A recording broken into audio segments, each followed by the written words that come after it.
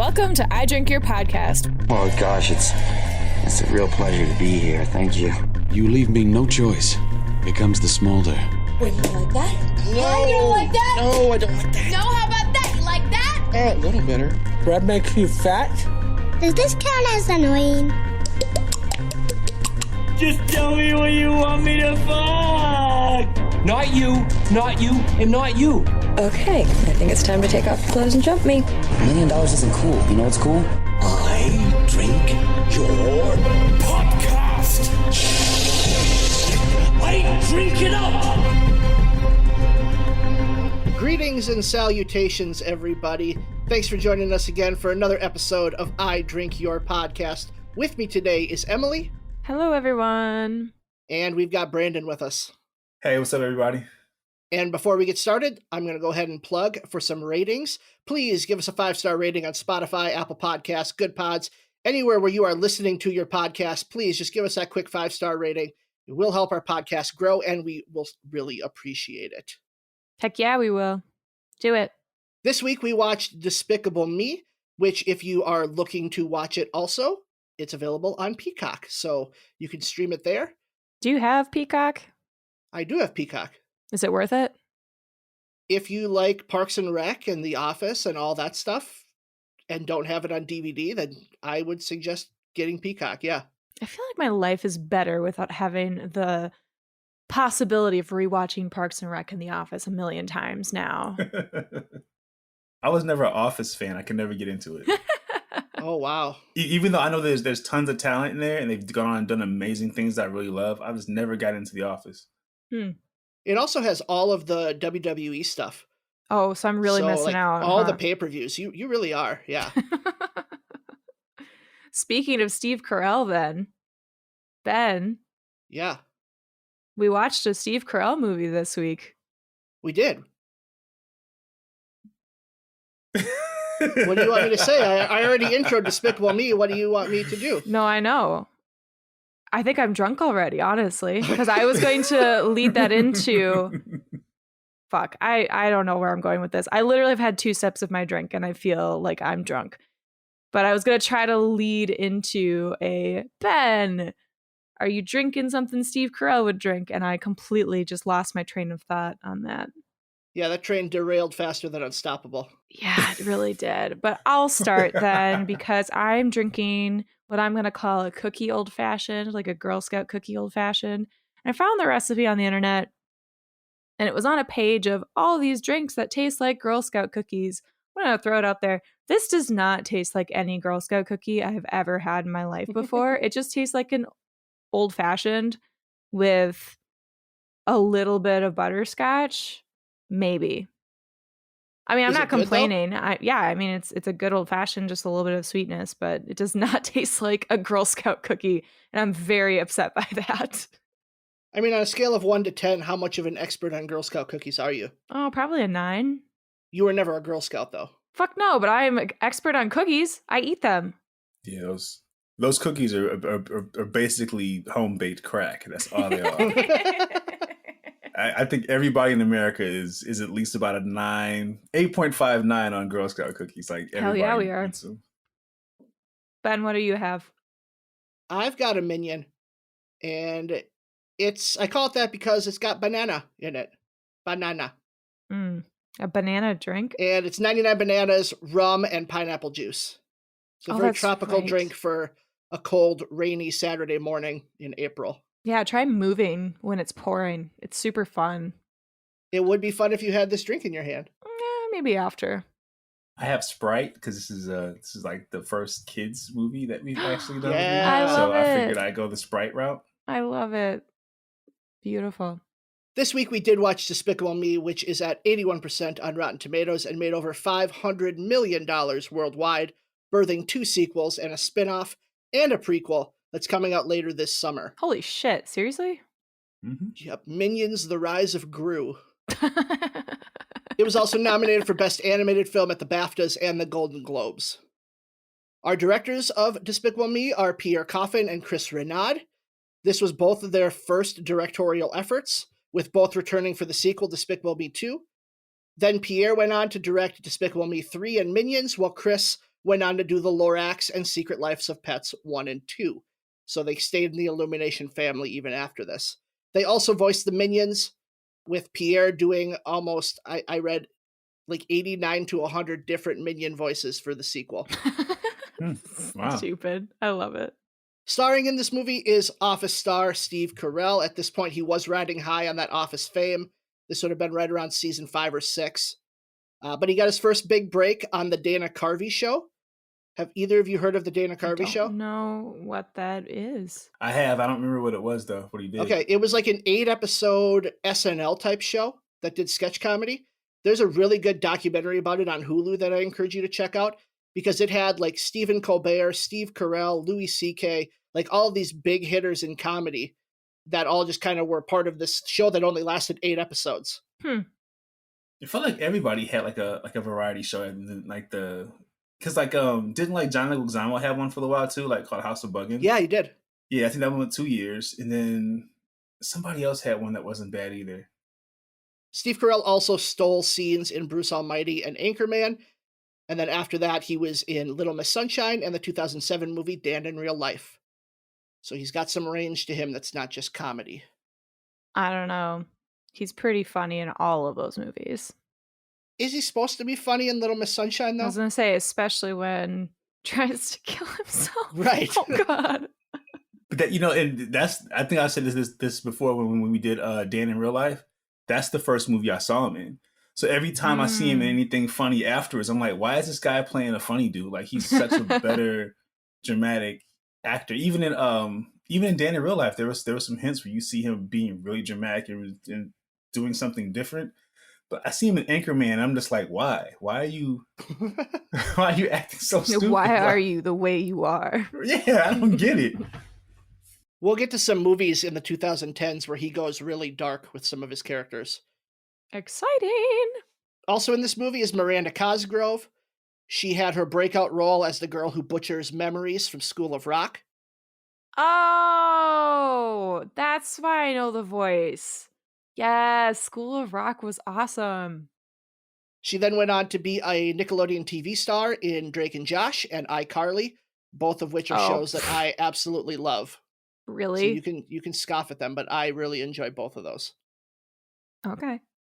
To each his own. Yeah, I was an old guy by the time.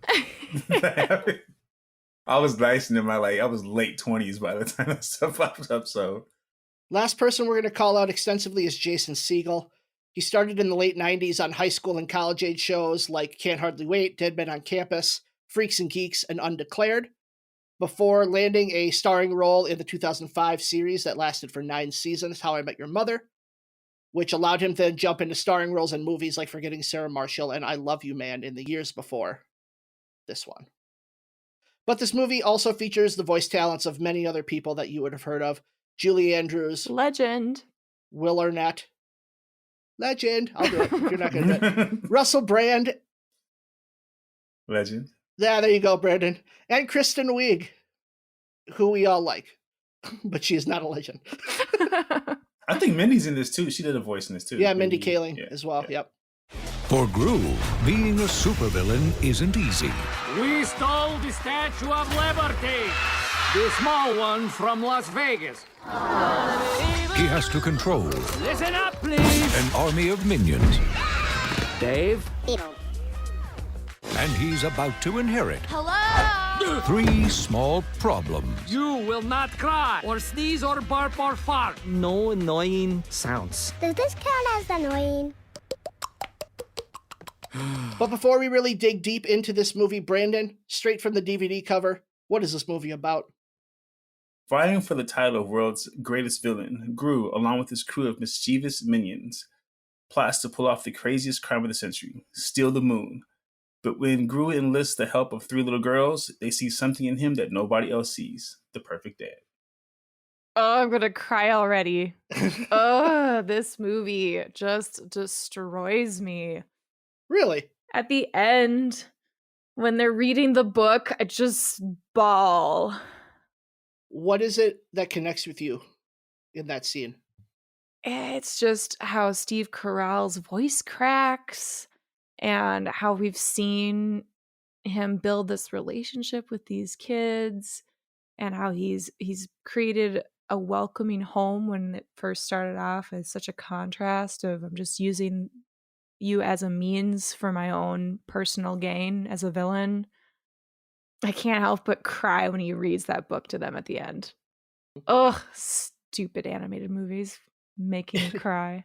Yeah, I'm not good at animated movies anymore either. I feel like the older I get, the more I start welling up. I'm like, when he goes to go see Vector, he's like, "Give me the girls back." He starts all of a sudden he starts beating ass. I'm like, I do the same thing for my boy too. I'm like, we're just saps now, Brandon. I know. Like when I was young, when I first watched this, I was like, "Oh, that's what's up. He's kicking ass now. That's cool." Now it's like, oh my god, he cares about the kids. That's interesting that the first place you guys went to is your emotional response to this movie, because one of the knocks against this movie is it being a Pixar wannabe and lacking that emotional depth. Okay, well, it was Brandon's line from the DVD synopsis about being the perfect dad, and I was like, oh, he is the perfect dad. But, I mean, I think... Is he, though? Oh, fuck yeah, he is. He's awesome. I think he's great for these girls, especially, I mean, just like the certain things that you kind of notice, like when like their beds are like hollowed out bombshells, like it and that wasn't there before. Like, all right, he had to take the time to let me hollow out these bombs and deactivate them, and then put them someplace, put the parts someplace else, and then have these. He's here for them. Then, like when he comes back from the carnival or whatever, and he saw a face painted and stuff, like it's it's like his personality is never erased by the girls joining. He just alters things to make it more with their personalities too, right? It's this beautiful conjoining of the two in a way. And I think that, yeah, maybe it doesn't have the in-depth heart of Inside Out or the complex ideas of Soul, but this movie does have a lot of heart. And maybe in 2010 we had just seen Up, and we were like, no, there's no way this movie outshines Up, which, I mean, I agree in terms of heart, obviously, but it still has that relationship piece in it that is so touching and so sincere, where he becomes his truest self and the girls finally have a home that they feel safe and happy in. And keep in mind that Pixar at this point is coming off a 4-year span that saw them make Ratatouille, WALL-E, Up, and Toy Story 4. Right. Which is maybe the greatest 4-movie run of any studio ever. Toy Story 3. Toy Story 3, I'm sorry, yeah. So I can see why they would try to say that this is a Pixar wannabe. However, I don't think that this movie has any qualms about trying to be Pixar. Right, I don't think so either. Yeah, it very clearly tries to just like knock out its own niche within the animation world. Like, and that's what Illumination did. This is their first movie that they ever did as a studio, which is incredible because you talk about a studio on their first go making a franchise that has 4 movies and is still culturally relevant 12 years later. Like, that's just crazy to me.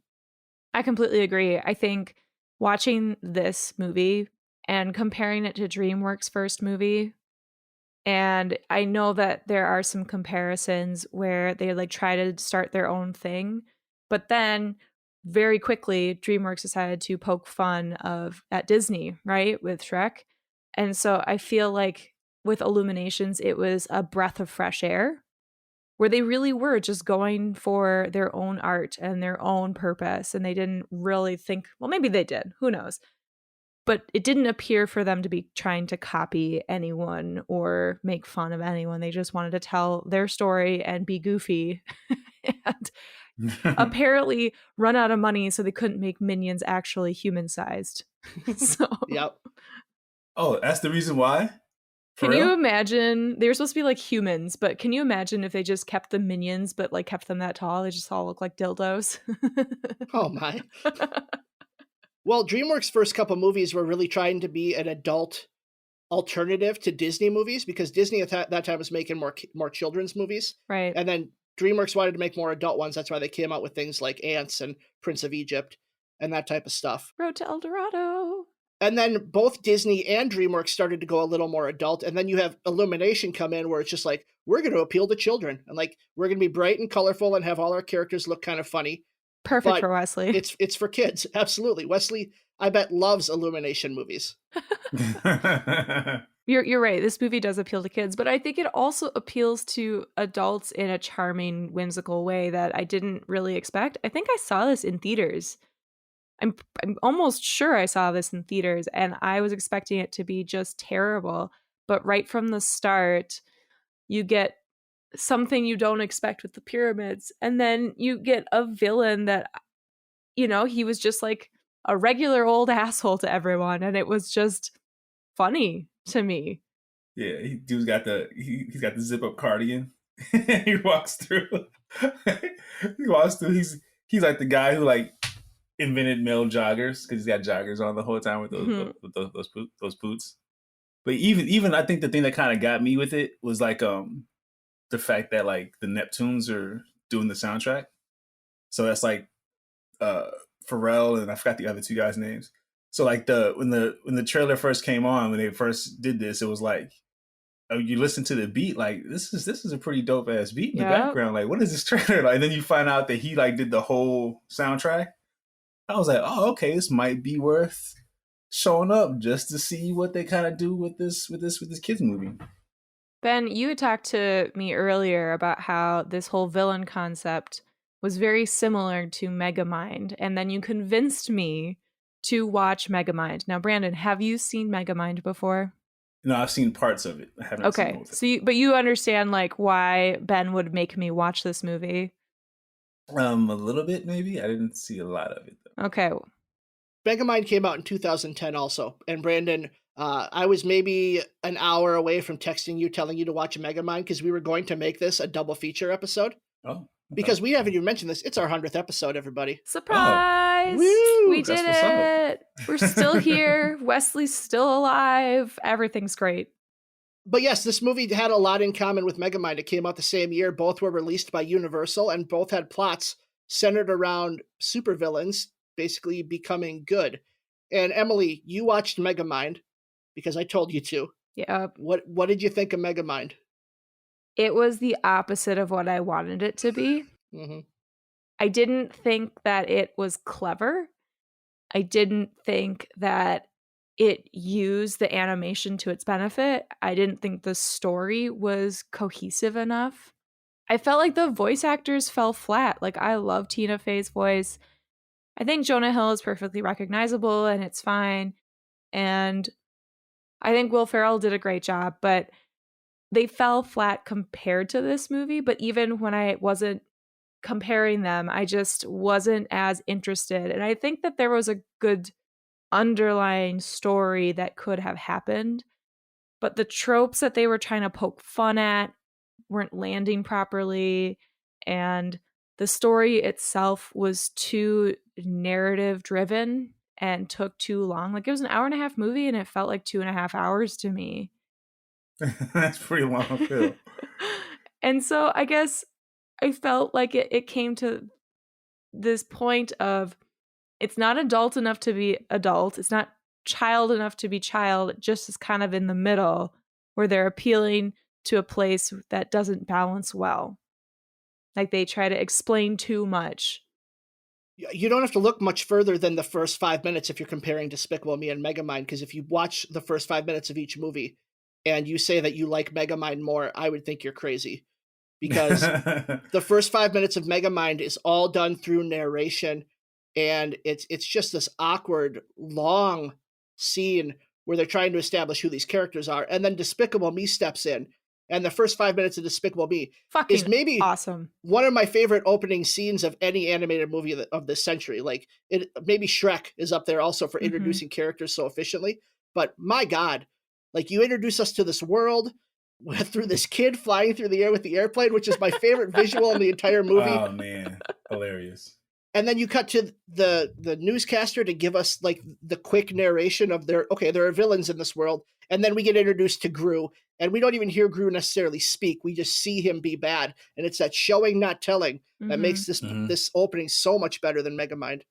And on top of that, with Megamind, it shows you that when Megamind shows up on the planet versus Metro Man shows up on the planet, they both end up in different places. And so you see right away that he has good in him, and you know exactly where this is going to go. He just ends up in a prison to grow up in as a baby versus this other Metro Man ends up in a wealthy family. So yeah, they're trying to touch on little clever nuances, but it doesn't go anywhere. And also we know what's going to happen versus in Despicable Me, we don't know.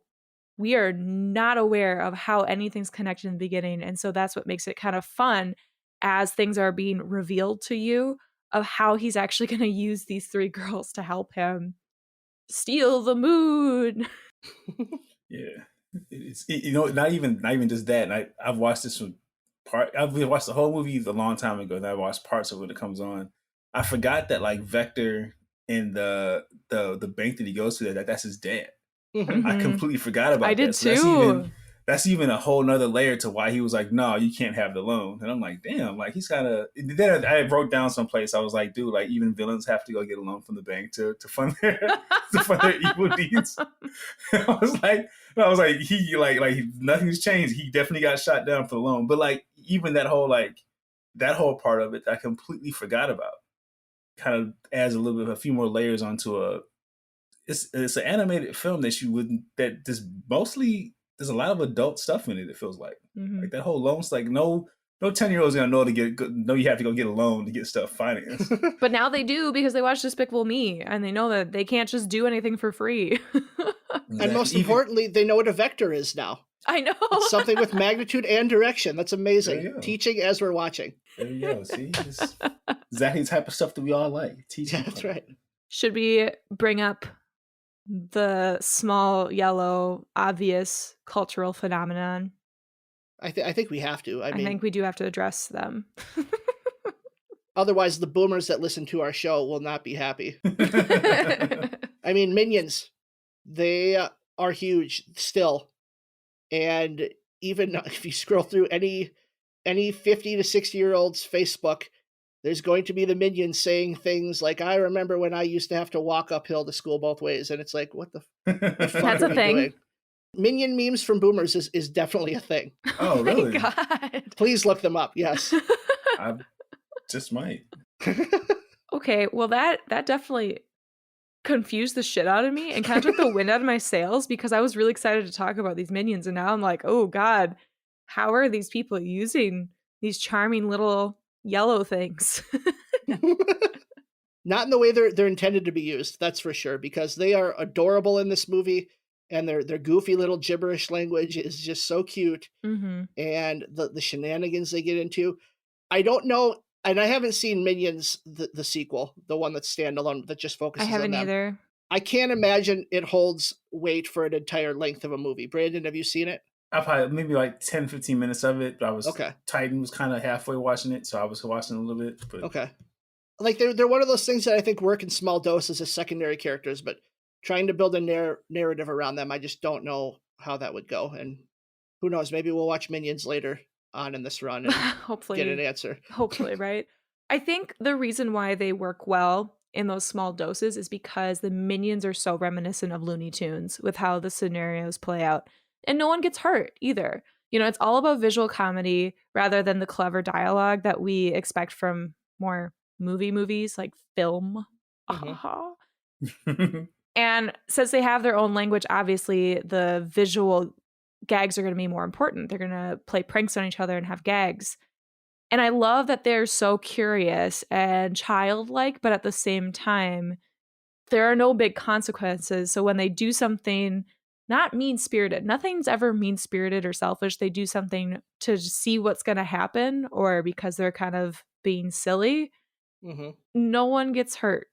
And I think that is what's so charming about them. Even that Minion that floats out of the roof, he's still somehow okay by the end of the movie. Yeah, he's just fine. And all the other ones that are floating and stuck there, they're all just fine. And so I think that's why I really loved them. It made me feel like Coyote and Roadrunner. You know, something would happen or Daffy Duck would get hurt, but not really. or Elmer Fudd would have something drastic happen. But everyone's fine and everyone's smiling. It's all funny. Mhm. But at the same time, they have this very sweet and loving presence that I didn't really expect from someone to be a minion about. You know, when they go and get Agnes a new unicorn, they try really hard. Yep. And that's what's so great about these characters in here. I love their use in introducing Gru too as this like audience for his theatrics, because as a villain you expect like a big theatrical presence, and then he gets up on that stage and he's like, "We stole the Titantron from Times Square. You guys love watching football on that thing." And it's like, yes, like just something a crowd for him to play off of is used so effectively in that scene. And then in the later one where he's like crowdsourcing his way to the moon using Minions money, like it's just really effective. Yeah, it's like they genuinely like him. Mhm. You know what I'm saying? So like, I mean, you see people pulling out money, like, you know, somebody pulled out like a wad, and I was like, dude, they're financing their own thing here. Like Gru said, "Fuck it, I'm an independent startup now. I don't need the bank," and he just went for it. I don't think anyone expected the Minions to have such an effect on the culture that we have today. I don't think anyone expected them to blow up as a Halloween costume. I don't think they expected them to have their own fucking movie. Right. I don't think they expected to have kids just dying to have these plush toys that are Minions, and they're everywhere. And now I think Universal has them as their mascot or something. Yeah. It's insane, you know? So whoever came up with the idea, I hope they're getting paid very well. I even wrote down. I can't trust a kid that doesn't like Minions. I just can't do it. Like my son was like, we were watching it. And he was like, Super Minions. I was like, Super Minions, and I had to ask. He's like, what's Super Minions? Like, oh, that's when they turn blue. They become Super Minions. Like, oh, that's not in this movie, but the fact that he just says it, and he'll be 4 next month. Like, I don't like he's into all that stuff. Like, if a kid doesn't like the Minions, dude, I just can't. Something's wrong with the kid. There's something's wrong with that kid. As an educator, you have these barometer levels of like, if a kid is like this, I'm going to like them. And if you don't like Minions, I'm not going to like you. Like, we're just not going to get along.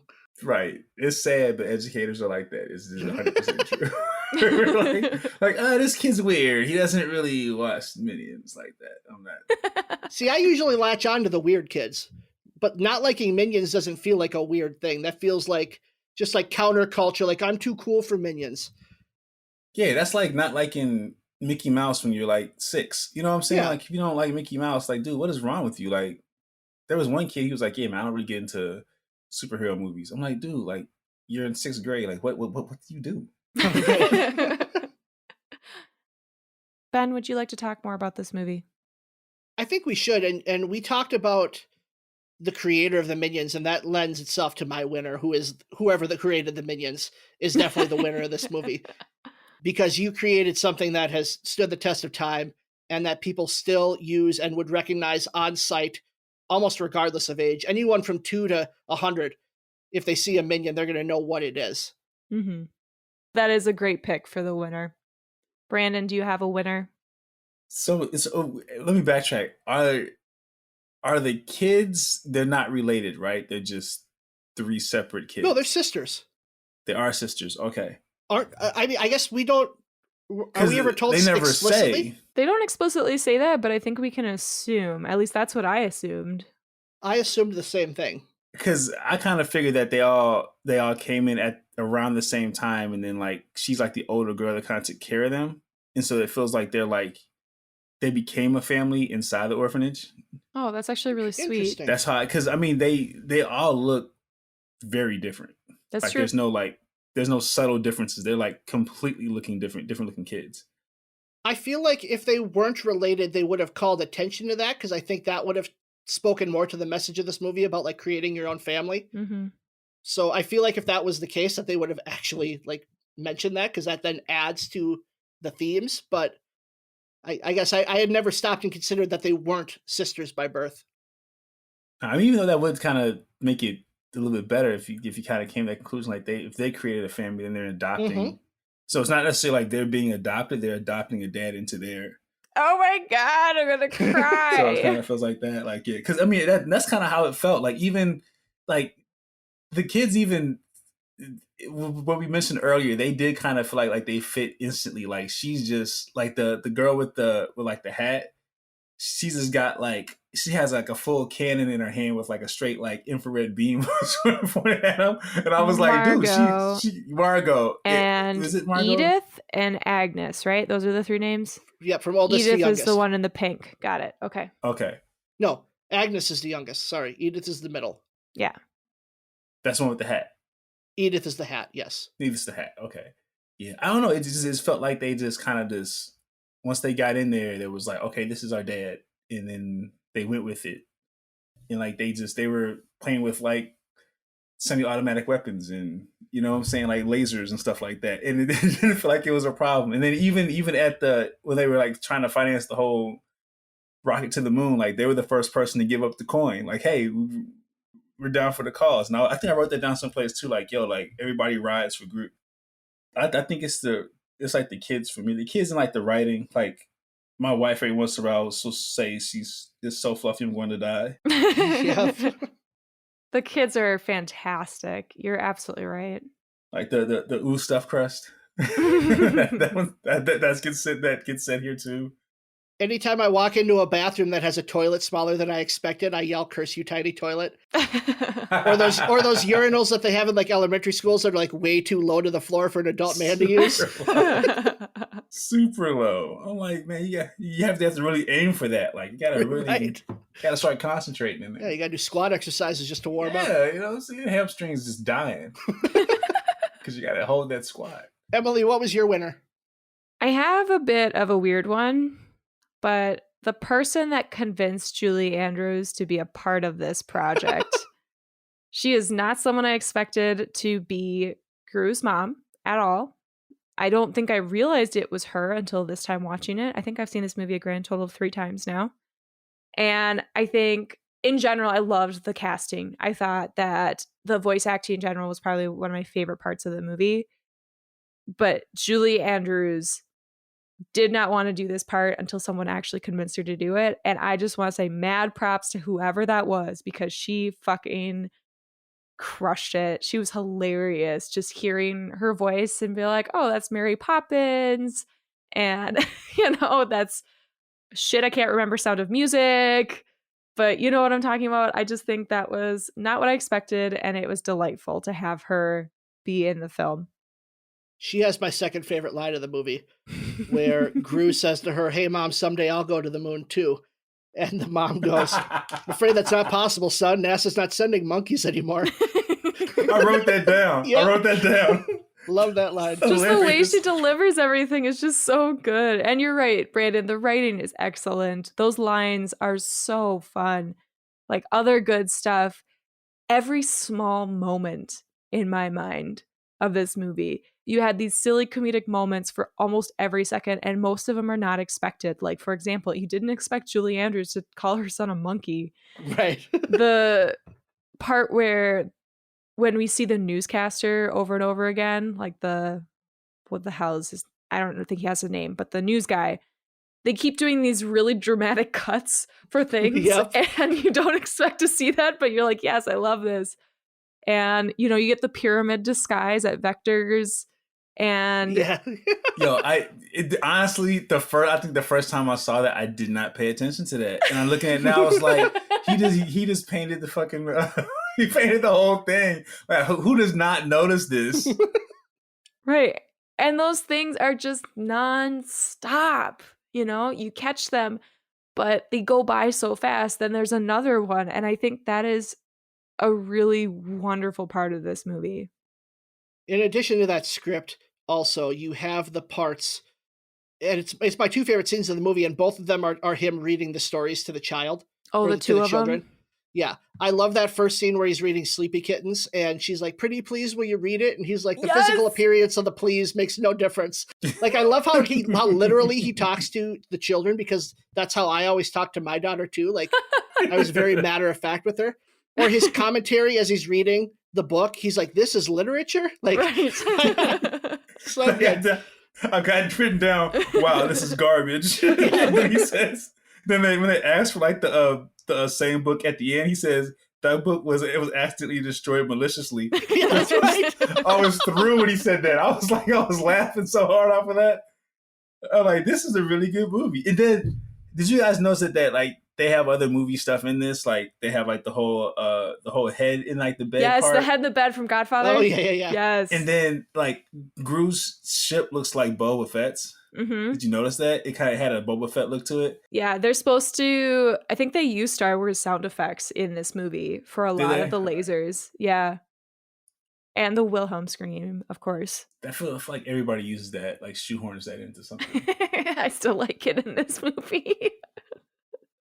I would also love to call out just the characters in general. I know the voice acting really added to them, but how they're introduced, not just Gru, not just the girls, but each character has their own unique sort of intro where you understand what this character is going to be with a bit of a twist. Like you didn't really expect Dr. Nefario to turn in the girls, or at least I didn't. And Vector is annoying right from the get-go when he's just sliding in on that couch trying to get to Gru. Yep. Miss Hattie, she looks like she's this pleasant person, Dolores Umbridge, but ends up being Dolores Umbridge. And even the minions, right? You get to see them suddenly and they do that stupid nail and hammer gag. And then they just get bigger and bigger. You see all of these minions everywhere. And so I love how the characters have really fun and unique designs. They're kind of rubbery in this movie, which shows me, again, that kind of Looney Tunes style. And they all have really great dramatic and distinct features, you know, their noses, angles, and their different outfits. And I think that's just so fun in this movie. Beyond that, too, you have, and this is what was very different from Megamind, is you had voice actors who were actually trying to do characters through their voices instead of just their voices. Thank you. Like, sure, you can recognize that it's Steve Carell, but yeah, he's pretty memorable. It's Steve Carell with an Eastern European accent. Like, you can figure out it's Jason Segel, but he's still trying this nerdy voice on. Like, right. And Russell Brand is in, like, you almost can't even realize that it's Russell Brand unless you look it up. Yeah, I didn't know it all. I love that they did that because they could have phoned this movie in, but they didn't. They were all in on this movie. And I think that's definitely part of the choices, the casting choices that they made.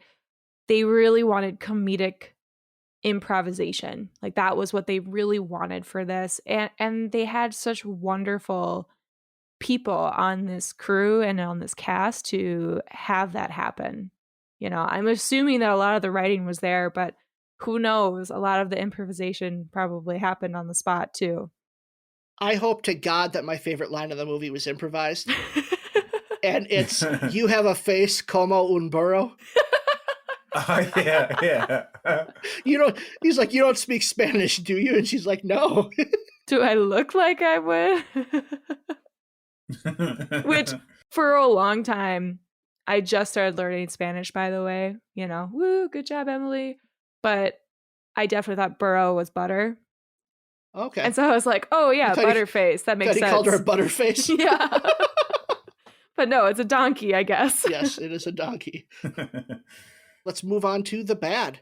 I know we all like this movie. I can just tell by the way we're talking about it. But is there something bad that you want to call out? Ben, you're going to hate me. I hate Justin, the flying airplane kid. No! He's so stupid. And he looks just gross and weird. And maybe that's the point, because they're showing tourists in a bad light, you know, these white tourists hanging out at the pyramids and not listening to the rules and doing whatever they want. But man, I hated him. I hated him so much. It was still funny, but I did not like him. No, that's you completely nailed the point of why he exists, and you still don't like him. Like, I don't get that. Like, he's like this fat little annoying kid that doesn't follow directions. Like, he's I have too many of those students, typical Ben. American. Too many of those students. I don't think there's anything I dislike about this. Like, the runtime was great. You know, it's going to be short because it's for kids, so it's gonna be pretty short. the third act, so this going from the second to the third act is good, so it follows that whole formula of like, there's a person and there's this traumatic experience happens, and then they try to backtrack a little bit and they change and realize this is who they are now. So all that's in there. Yeah, I can't think of anything, but this is a good animated film. I can't think of anything bad about it. Right.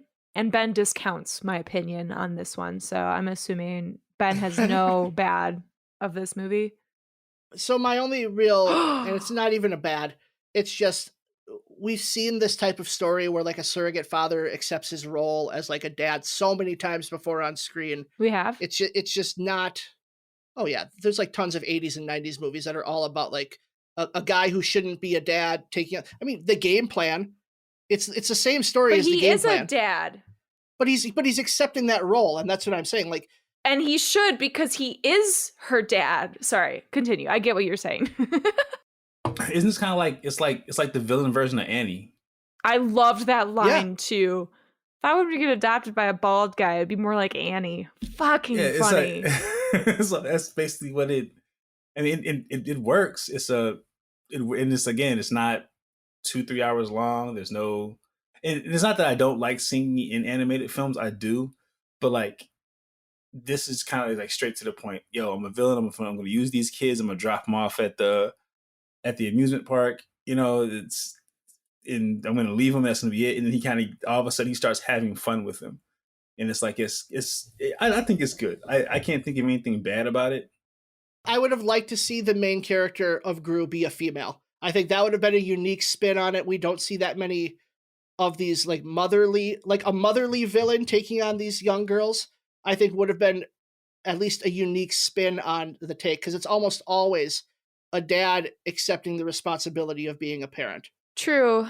I think that would have been really interesting and fun. Although I think that as their first movie, they probably would have picked something more safe like this. I know it's already a huge jumping off point where they have to have so many risks and chances. And so having Steve Carell, who's already beloved by everyone, latched onto this project, I think that's what really brought in a wide audience from the beginning. And plus, I think the Minions has who's the main villain in the Minions? Sandra Bullock. Yep. So I haven't seen all of it, but I know she's the one that's kind of like the main lady character in that one. How about Weird? Okay, this is really dumb. And it's only because I have issues with religion. But I gotta know, where did these kids learn to pray at the orphanage where they're doing this, and how they're showing it? It seems like they do it every night. And it just took me out of the movie because I started thinking about, and it's not because they were praying, really. It started with that. But then I was like, okay, Emily, that's superficial. Just like get beyond that. But then I was like, wait, but then who taught them that? And then from that, what happened to their parents? And then I went down a really dark hole and it got real sad. My guess is it's a tradition that was started when their parents were still alive, and the oldest sister just keeps it going. Oh, I know. And that's where my brain went, and I got real sad. Although I did enjoy the little nuances to it that they added in to make it more themselves, like bugs crawling into our ears and all the unicorn love. It was fun. But man, I went to some dark places. I kind of figured, and again, I didn't think that they were related. So I figured that that is something the oldest girl did, because I'm thinking maybe she was there before them and probably got there older. So whatever happened to her parents, or the reason, or whatever reason why she's in Margot where she is, where she is now. She's right. Her like mom is like the Atomic Blonde or something like that. Oh shit. But like like she kind of adopts them in, and then this is what they do for their ritual at night. That's what I kind of figured it as. The more I thought about the Minions, the more it weirded me out, because there's a lot of them, and Gru implies that they have families, but they seemingly are all male. So like, how are Minions made? Or non-gendered. They could be asexual. I think they all were I guess it could be asexual. We're never It's still explicitly weird shown for you to a have to minion think penis, about, right? But yeah. But how are minions made? What does a minion nuclear family look like? Like, do they have homes outside of where they're working? Do they? I mean, they have an income since Gru mentions that he's not going to give them raises. Oh So, my like, what God, do they spend how their much money money on? does he pay them? I have so many questions. Right? And I got lost in that rabbit hole. There was a lot of money being thrown around when they. He was like, sell everything. I'm like, I don't know. Like they had a fat wad of money on one of those guys. Brandon, do you think that any of the Minions movie, like the actual Minions movie, answers some of Ben's questions? I think it might. Ooh, Ben. I kind of want to watch it now just to see if it does answer that, because it's basically it's all them. I think it's like their whole start. Because I think they actually the part that I did see, there's like a villain conference. So they actually want to be, like the assistants of main villains. So they go to like a handful of them. No, not a handful. Like the main three, like Kevin. I forgot the other two. Bob is one. Stewart? Bob, Stewart, and Kevin. Yep, that's it. They go to the conference to try and get picked up as being minions or being like the evil henchmen assistants. And I think it starts from there. So I think there has to be some part where they're like. They have to be little minions, right? Have to grow up, right? Or have to be like little yellow pills or something. I don't know what they I don't know. Yeah, but I remember seeing that particular part. That was the 10, 15 minutes I saw was that them trying to get there. So they had to hitchhike to get there. They got there, and then it was some supervillain that they wanted to be associated with, and that's how they tried to get into the whole conference. Okay. It's super serious, I guess. I don't now I think about it. That was a lot now I think about it. Also, the science guy in me, it's like stealing the moon would really fuck up our planet. So maybe don't do that was my first thought. And then like the density of a shrunken moon would be like so massive that there's no way he'd hold it in his hand. So I was like, nope, your plane ain't flying if you got the moon in there. Right.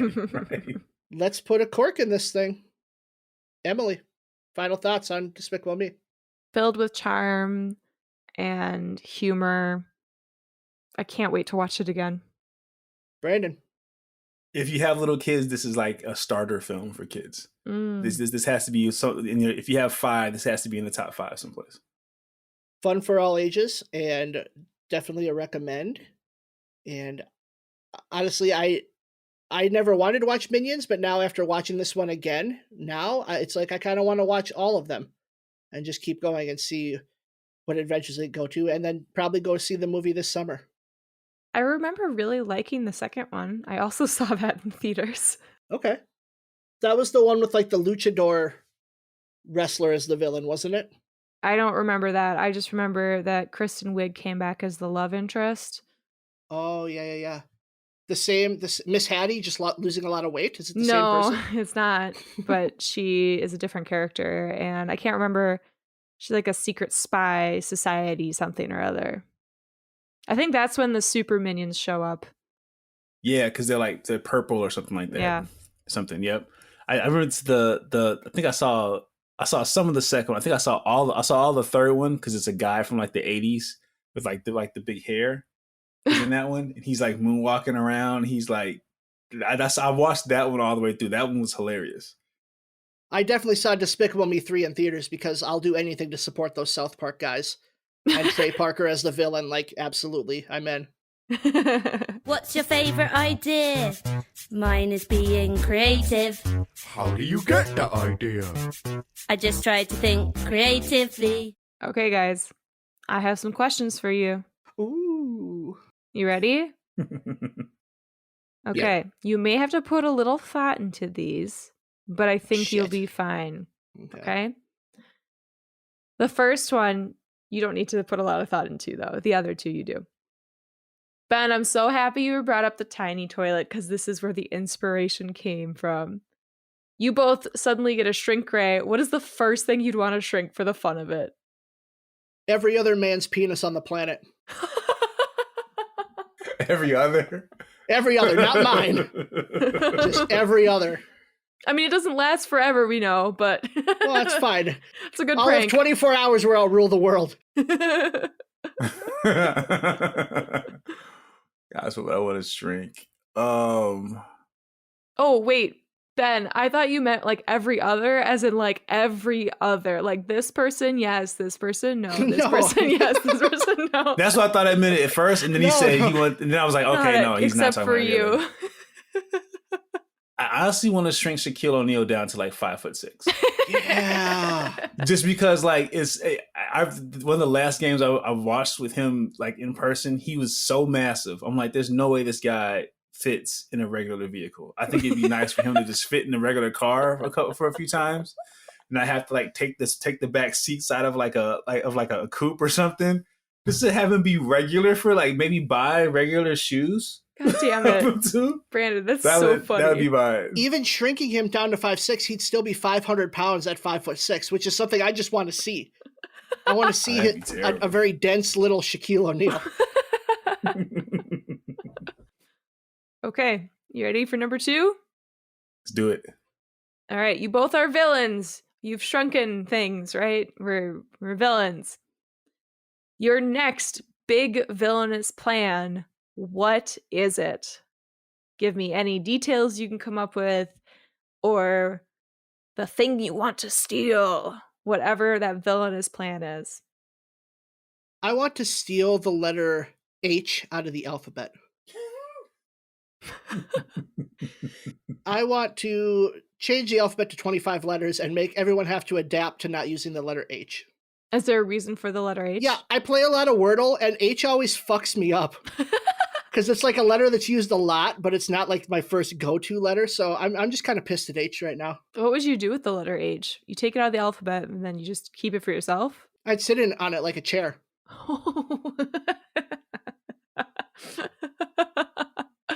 I feel like Sesame Street characters would come and try to get it from you. Then I also get to meet Sesame Street characters. This sounds like a win.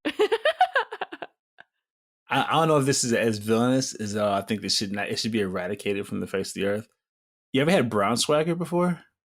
No. Like it's my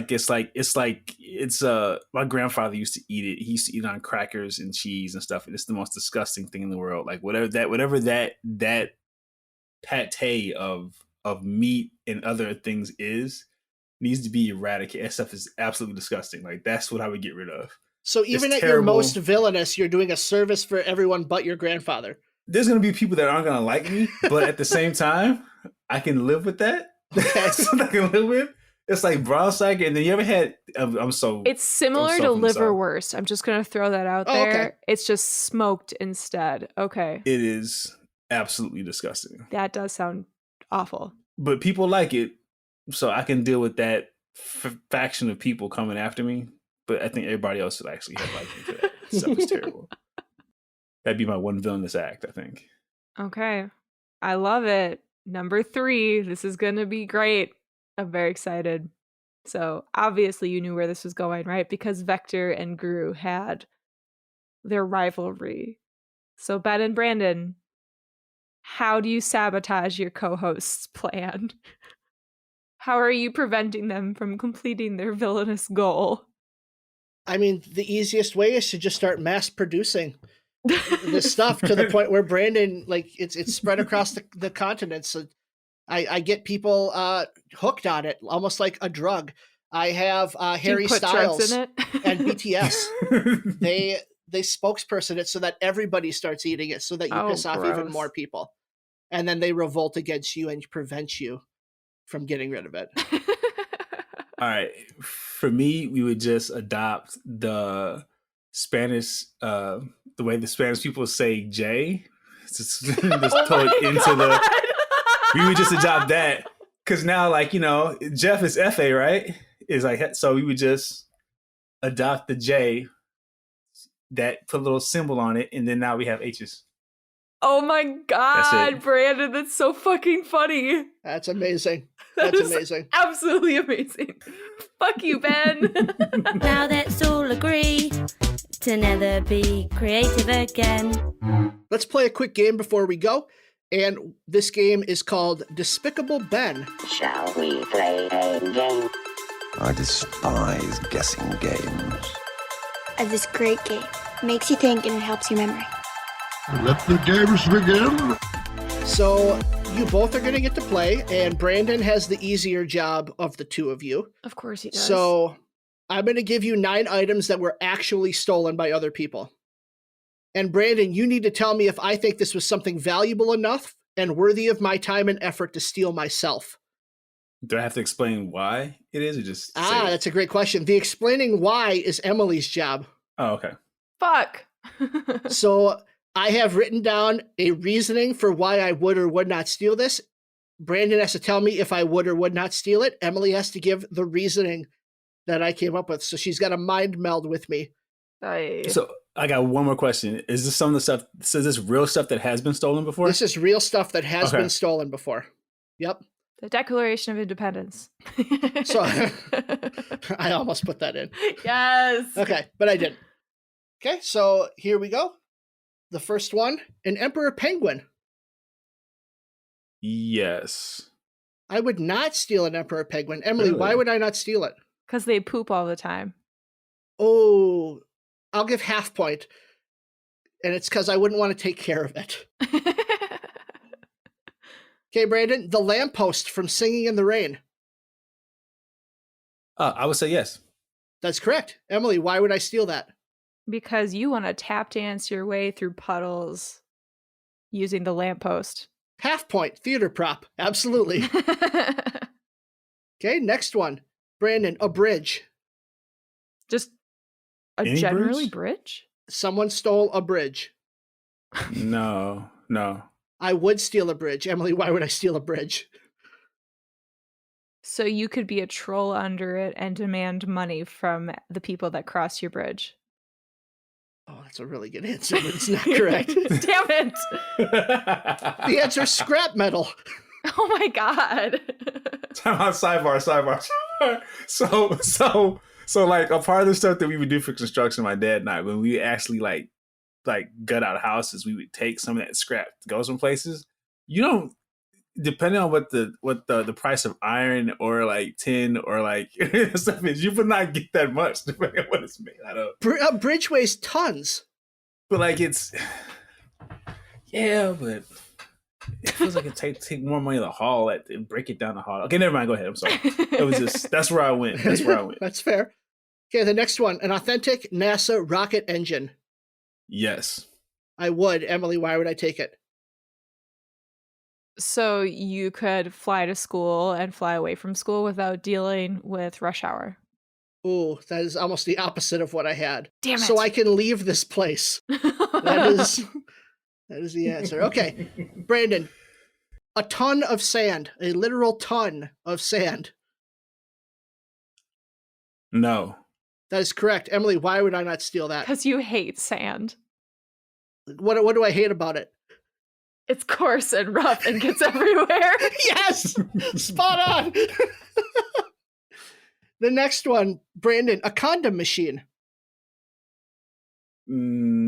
No. That's correct. Emily, why would I not steal a condom machine? Because you ain't wrapping your dick. Oh my God! Word for word! Oh my goodness. I can't believe I just said that. Oh my goodness. Okay, Brandon, a glacier for the purpose of making designer ice cubes. Oh my God, what? This was actually stolen? Yeah. Seriously? Yeah. Yes. I say you take that. Yeah. I would. Why would I do it, Emily?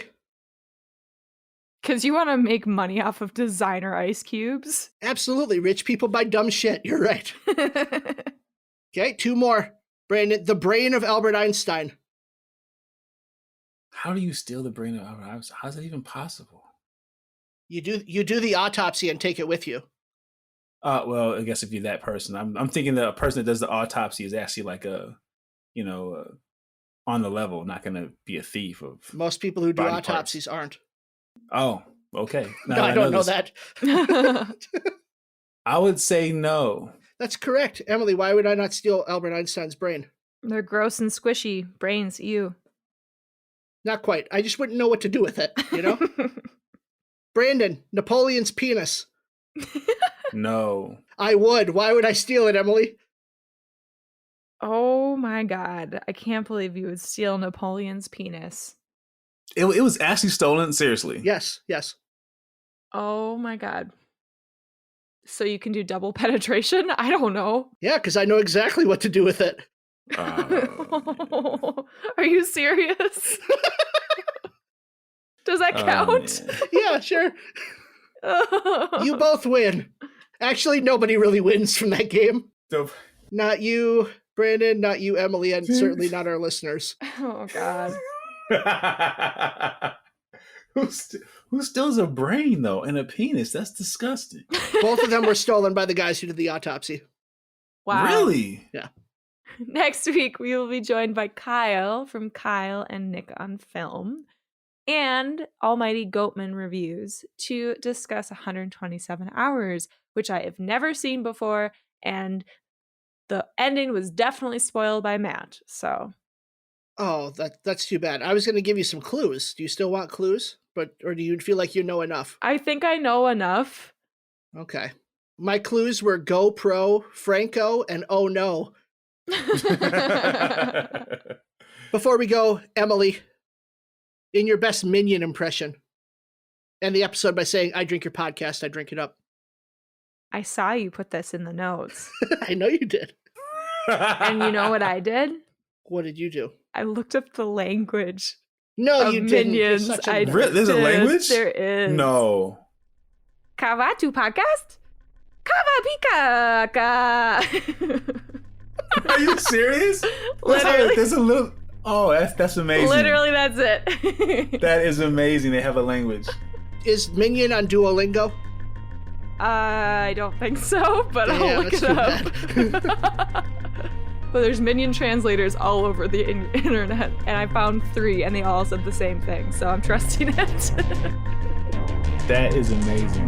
They have a language. Okay, well, check us out next week, everybody. Thanks, everyone. Bye. All right, y'all. Take it easy, y'all. Bye.